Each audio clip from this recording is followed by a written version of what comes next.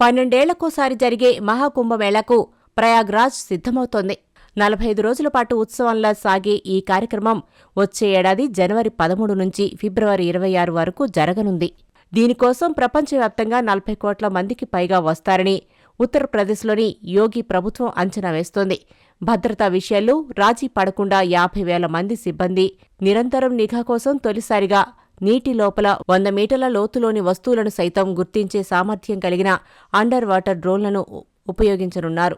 మరోవైపు నేత్రాకుంభ్ శిబిరం ద్వారా 5 లక్షల మందికి కంటి పరీక్షలు నిర్వహించి 3 లక్షల మందికి కళ్లద్దాలు పంపిణీ చేసి గిన్నిస్ రికార్డు సృష్టించాలని లక్ష్యంగా పెట్టుకున్నారు. 2,000కు పైగా డ్రోన్లతో భారీ డ్రోన్ షో స్పెషల్ కానుంది. మరోవైపు కుంభమేళా యాత్రికుల కోసం మరో 12 ప్రత్యేక రైళ్లను నడిపేందుకు దక్షిణ మధ్య రైల్వే ఏర్పాటు చేసింది. జనవరి 18, ఫిబ్రవరి 8, 15, 22 తేదీలో తిరుపతి, బనారస్, ఫిబ్రవరి 20, 10, 17, 24 తేదీలో బనారస్, విజయవాడ రైళ్లను నడపనున్నారు.